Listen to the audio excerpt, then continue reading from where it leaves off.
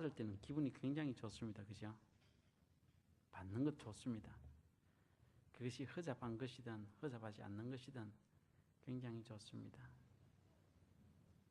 그런데 반대로 내가 누구에게 주어야 할 때 참 마음에 부담이 가지요. 준다는 것은 그렇게 좋지 않습니다. 그래서 사람들은 누구나 다 받는 것 좋아합니다. 주는 것 싫어합니다. 그런데 받는 것은 그냥 받아지는 것이 아닙니다. 그냥 줄 때 분명히 그 주는 것에 따른 함정이 있습니다. 이유가 있다는 것이죠. 사랑을 베풀면 사랑을 베푸는 이유가 있습니다.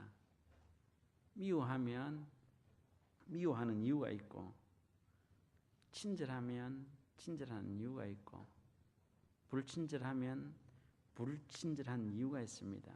하물며 예수님께서 우리를 사랑하시는 것도 이유가 있습니다. 그냥 주어지는 것은 아니라는 것이죠. 그 대가를 분명히 치렀기 때문에 예수는 우리를 사랑할 수가 있습니다. 우리가 숨 쉬는 공기요, 밟고 있는 땅, 마시는 물, 그냥 주어지는 것이라고 사람들은 생각하고 있는데 그렇지 않습니다. 이미 물은 돈을 주고 사 마셔야 됩니다. 대가를 지불하고 마셔야 된다는 것이죠. 내가 밟고 있는 땅 그냥이라고 생각합니까? 아파트세 계산해 보십시오. 하루에 얼마씩 나가고 있습니까? 그것 그냥 되어지지 않는 것입니다. 또 우리가 마시는 공기 얼마 있지 않아서 돈을 주고 사 마셔야 될 겁니다. 일본에서는 이미 캔 안에 산소를 넣어서 판다라고 이야기합니다. 사람이 태어나서부터 주어지는 것 가운데 공짜는 아무것도 없습니다.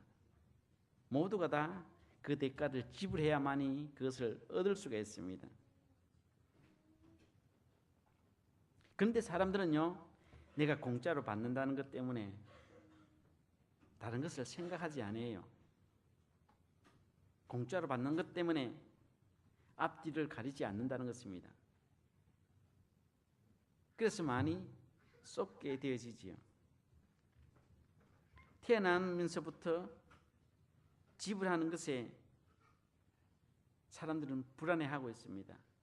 그래서 돈이 좀 떨어지면 걱정이 먼저 앞서게 되어지지요.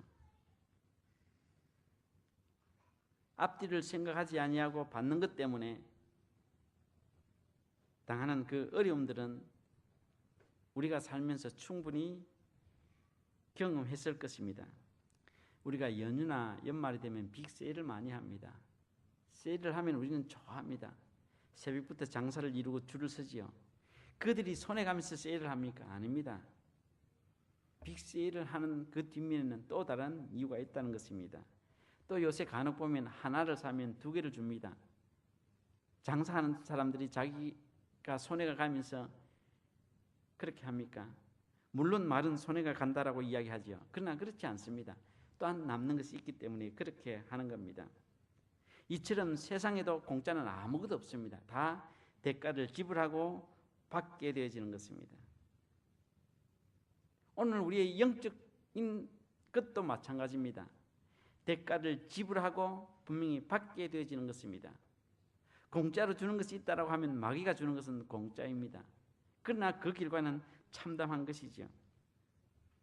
그런데 우리가 늘 어떤 대가를 지불하고 사는 세상에 살다 보니 그냥 준다는 것, 공짜라는 것에 굉장히 관심이 많습니다. 특히 미국이란 나라는 더 그렇습니다. 미국은 태어나면서부터 모든 것을 지불하고 사는 사회이기 때문에 공짜에 대한 관심은 다른 어떤 나라보다 더 크다는 것이죠. 그래서 한국 속담에 뭐라고 이야기합니까? 공짜는 잿물도 마신다라고 이야기합니다. 그만큼 공짜에 대한 마음이 갈급하다는 것입니다. 작은 것 하나라도 그냥 준다라고 하면 그것을 놓지 않고 받으려고 하는 것입니다. 그런데 마귀는 우리의 가장 갈망하는 것에 대한 것을 가지고 유혹을 한다는 것이죠. 저 사람은 이 부분이 가장 약하기 때문에 그 약한 부분을 가지고 우리를 유혹해서 넘어뜨리려고 하는 것입니다. 오늘 우리가 새로운 생명을 얻었다라고 이야기합니다. 그죠? 근데 그 생명조차도 대가 없이 그냥 받았습니까? 우리는 그냥 받았지만 그것을 위하여 예수 그리스도가 죽으셨기 때문에 그 생명의 구원을 우리는 얻을 수가 있다는 것이죠. 다시 말하면 세상에서나 교회 안에서나 어디에서나 대가 없는 그냥 주어지는 것은 없다는 것입니다. 그러나 사탄은 늘 그냥 준다라고 이야기합니다. 그래서 사람들은 그냥 주는 것에 모든 것이 다 집중되어져 있다는 것입니다. 그렇기 때문에 내가 대가를 지불하는 것만큼 내가 얻게 되어지는 것이 세상의 이치고 오늘 교회의 말씀의 이치라는 것이죠. 만약에 대가를 지불하지 아니하고 받기를 원한다라고 하면 그것은 도둑놈 심보라는 겁니다.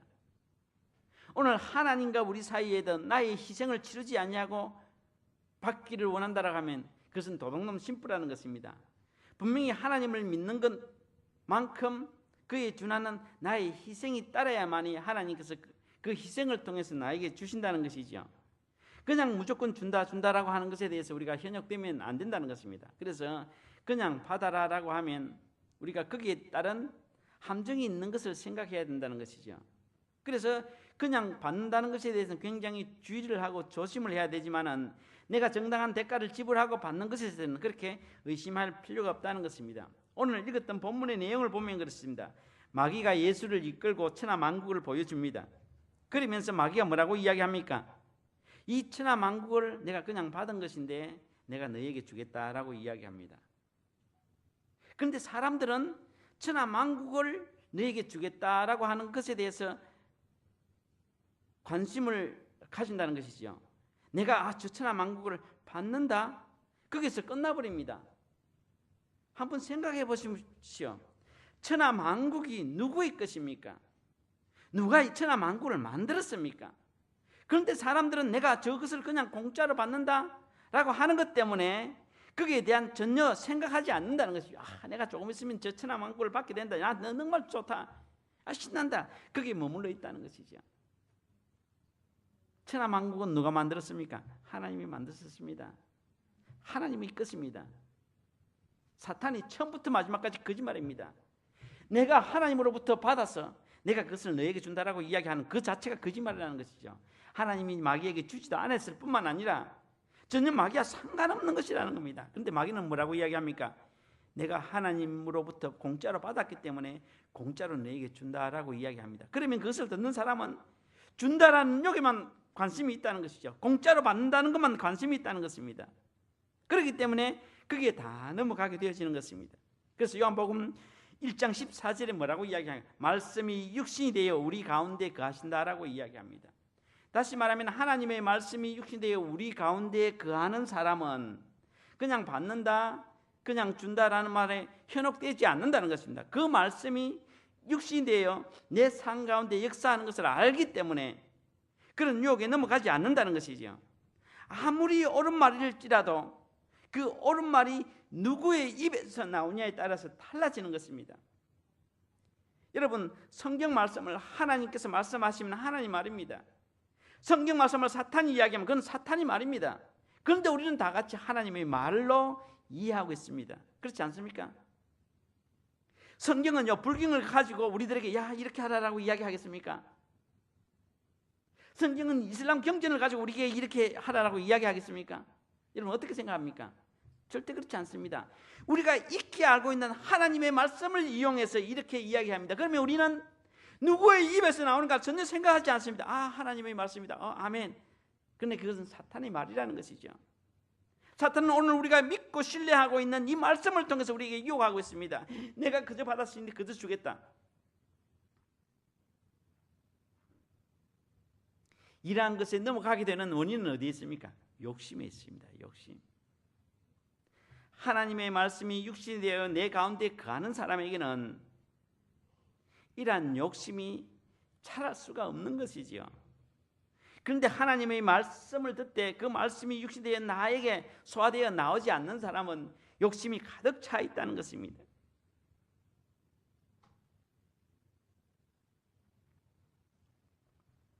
하나님은 우리들에게 요구하십니다. 천하만국은 이미 하나님의 것입니다. 천하만국이 하나님의 것이라고 하면 그 천하만국도 역시 내 것이라는 것입니다. 말씀이 육신이 되어 거하신 그 예수 그리스도, 그분은 그 말씀을 통해서 이루어진 사실을 알기 때문에 흔들리지가 않는다는 것이죠. 왜냐하면 미가서 5장 2절에 보면 예수께서 베들레헴에 태어나신다라고 말씀하셨습니다. 이미.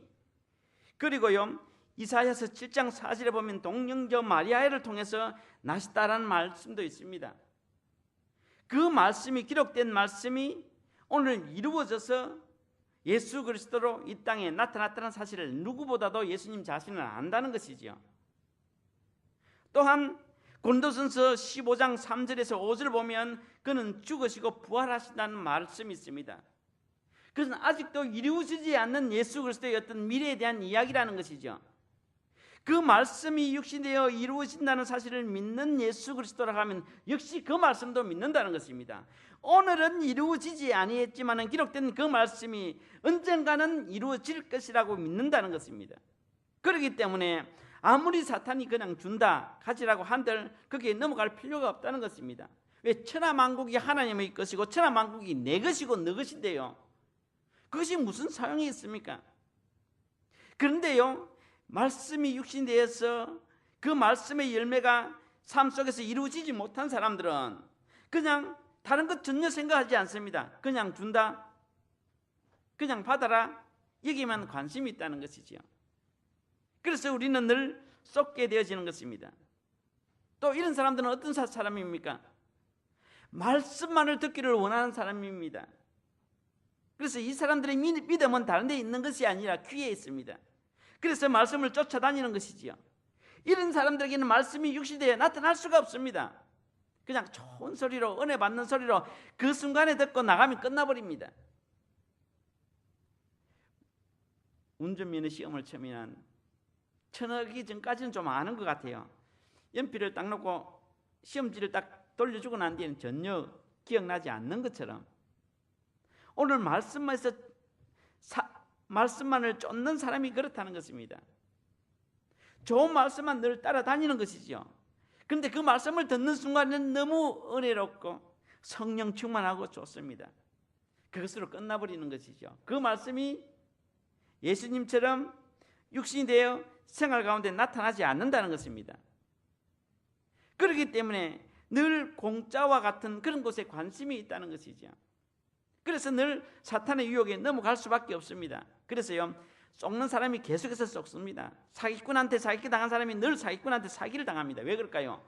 그 마음에 깊숙이 담겨져 있는 욕심을 버리지 않는 한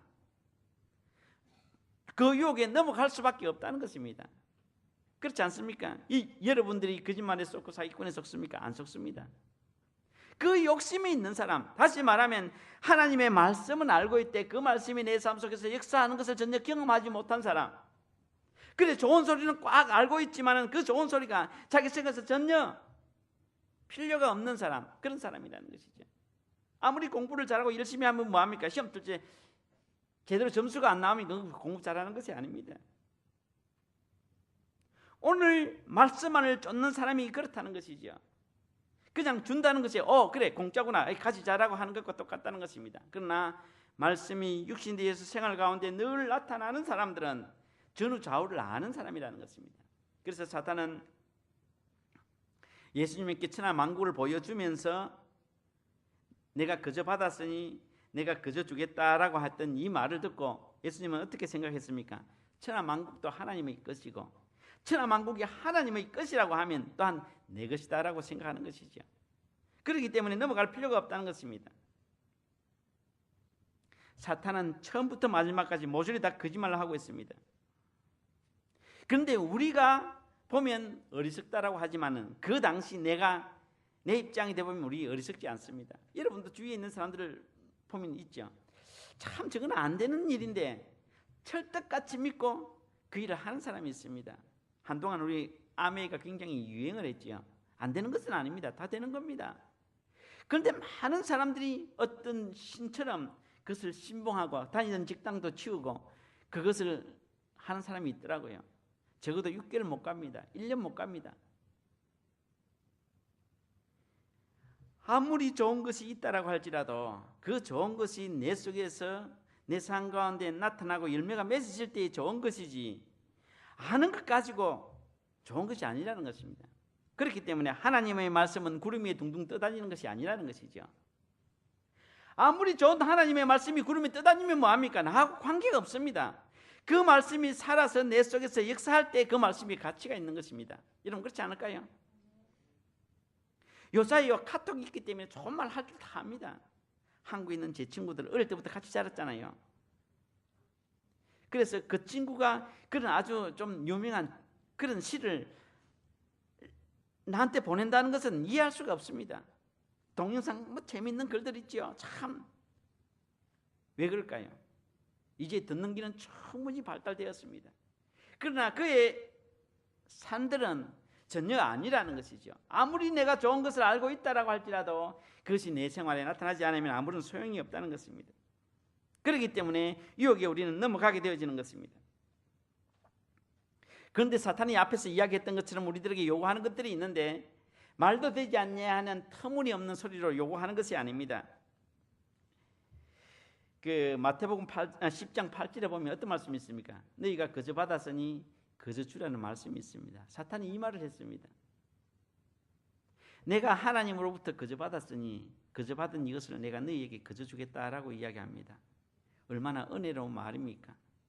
그 사람이 그 소리를 들을 때 어떻게 생각합니까? 우리 교회 목사님은, 우리 교회 장로님은, 우리 교회 권사님은 그냥 받아도 그냥 주지 않더라. 그런데 저 불자는 그냥 받은 것 우리에게 거저 주더라. 야, 대단하다라고 생각한다는 것이죠. 그것이 내가 사탄의 유혹에 빠지게 되어지는 것입니다. 말씀이 육신에 대해 내 삶 가운데 나타났다는 사실을 믿는 사람들을, 그것을 경험한 사람들은 아무리 천하만국을 보여준다라고 할지라도 결코 넘어가지 않는다는 것입니다. 중요한 것은 말씀이 살아있다라고 하면 여러분의 삶 가운데 나타나고 이루어져야 한다는 것이지요. 아무리 성경 말씀이 좋은 말씀이라고 할지라도 나와 관계가 없는 것은 내 삶 가운데 역사하지 않는다는 것입니다.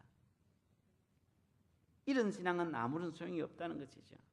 그리고 사탄은 늘 하나님의 말씀을 이용해서 우리에게 죄를 짓게 하고 범죄하게 하는 겁니다. 세상의 말로 하는 것이 아니라는 것이죠. 그래서 교회에서는 은혜 받지 못하는 사람이 법당에 가면 은혜 받을 수가 있습니다.